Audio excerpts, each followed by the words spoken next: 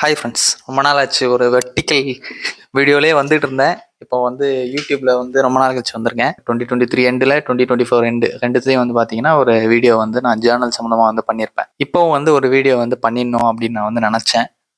So அது ஒரு நல்ல ஹேபிட் இல்லையா, அதனால வந்து பண்ணிடலாம் அப்படின்னு வந்து யோசித்தேன். ஸோ ஜேர்னலில் பல வகை இருக்குது நண்பர்களே.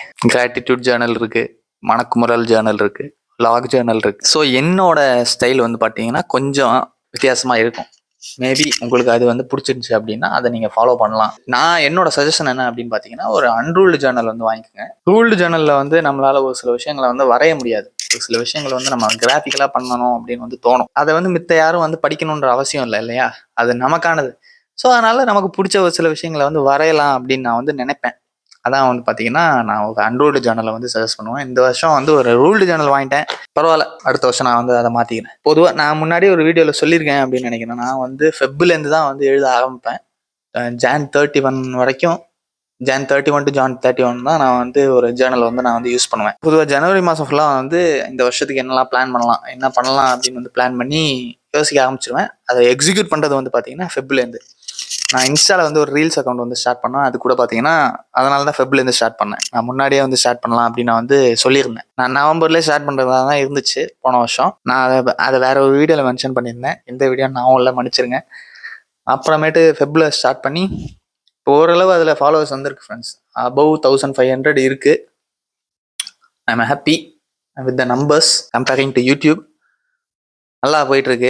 என்ன ஒரு விஷயம் அப்படின்னு பார்த்தீங்கன்னா, நான் யூடியூப்ல வந்து பார்த்தீங்கன்னா ஒரு விஷயம், ஒரு டாபிக் எடுத்தேன் அப்படின்னா வந்து டீட்டெயிலாக நான் வந்து பேசிடுவேன். எல்லாத்தையும் வந்து இன்க்ளூட் பண்ணி எதெல்லாம் தேவையோ அது எல்லாத்தையும் வச்சு நான் வந்து பேசிடுவேன். ஆனால் வந்து இன்ஸ்டாவில் வந்து டைம் லிமிட் ஒன்று இருக்கு.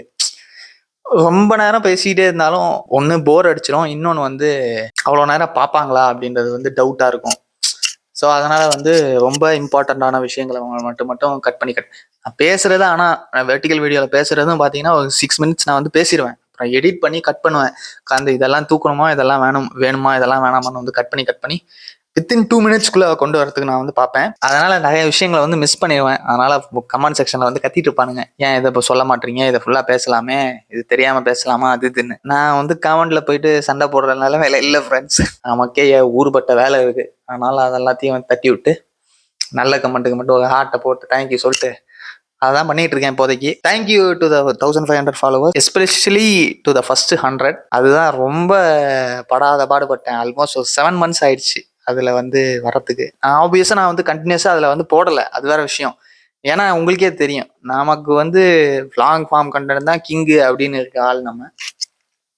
ஆனால் ஃபர்ஸ்ட் 100க்குள்ளே வந்துருந்தீங்கன்னா வச்சுக்கோங்க. இது என்னோட 2024 ஜேர்னலு. நான் என்னோட சஜஷன் படி எப்போவுமே வந்து உங்களோட ஃபர்ஸ்ட் பேஜில் வந்து பாருங்க காட்டுறேன், உங்களுக்கு தெரியுதா? அது வந்து நம்பர்ஸ் என்ன அப்படின்னு பார்த்தீங்கன்னா, number of days we got to live அப்படின்றத வந்து நான் வந்து எழுதிடுவேன். அவ்வளோ நாள் உயிரோட இருப்போமா அப்படின்னு தெரியாது, அது ஒரு அசம்ஷன் தான்.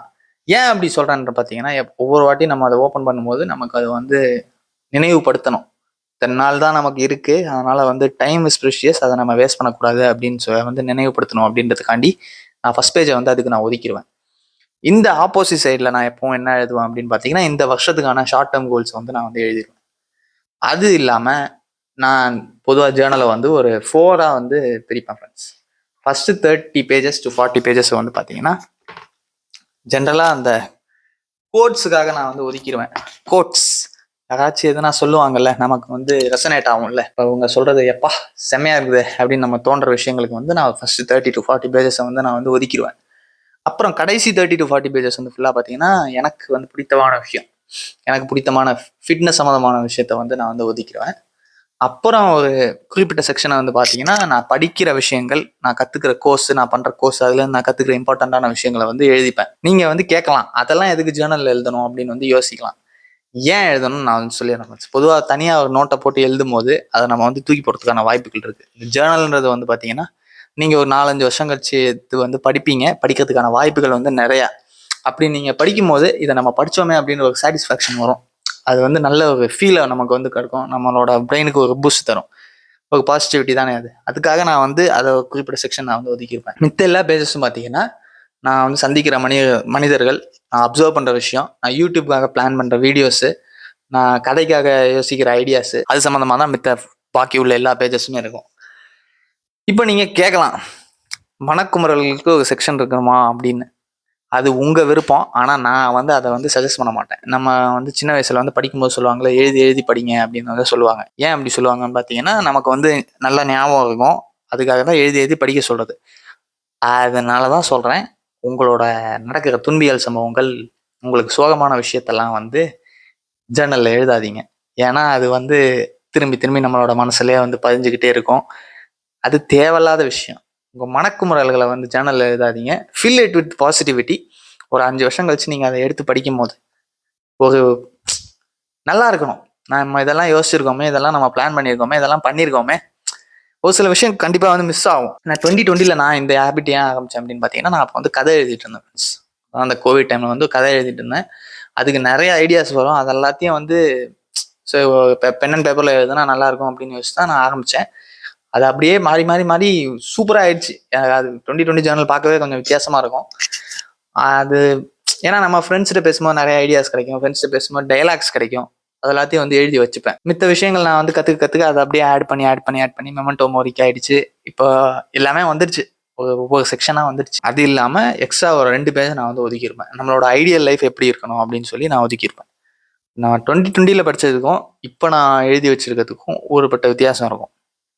அது நம்மளை வந்து நினைவுபடுத்தும். எதுவுமே நிரந்தரம் இல்லை. நம்மளோட தாட்ஸ் நிரந்தரம் இல்லை. நம்ம இப்போ இருக்க சிச்சுவேஷன் நிரந்தரம் இல்லை. எல்லாமே மாறும். மாற்றம் ஒன்றே நிரந்தரம் அப்படின்னு வந்து நினைவுபடுத்தும் கண்டிப்பாக. ஏன்னா 2020 நான் எழுதுனதுக்கும் இப்போ என்னோட நோட்டில் எழுதியிருக்கேன் அந்த விஷயத்துக்கும் வந்து தே ஆர் போலார் ஆப்போசிட். அந்த ஃபீல் வந்து கொஞ்சம் நல்லா இருக்கும். இதான் நான் சொல்லணும்னு நினச்சேன். முடிஞ்ச அளவு நான் வந்து யூடியூப்லேயும் வீடியோ போடணுன்னு ட்ரை பண்ணுறேன். பார்ப்போம் என்ன ஆகுது அப்படின்னு. உங்களுக்கு எதனா டவுட்ஸ் இருந்துச்சு அப்படின்னா என்னை வந்து கமெண்ட்டில் மென்ஷன் பண்ணுங்கள். நான் வந்து ரிப்ளை பண்ணுறேன். So maximum try to buy a unruled as a journal. Ruled வாங்கினா கிராஃபிக்கலாக நிறைய விஷயங்களை வந்து எக்ஸ்பிளைன் பண்ண முடியாது. பார்ப்போம் ஃப்ரெண்ட்ஸ். இன்னொரு நல்ல வீடியோவில் வரேன். Until then piece.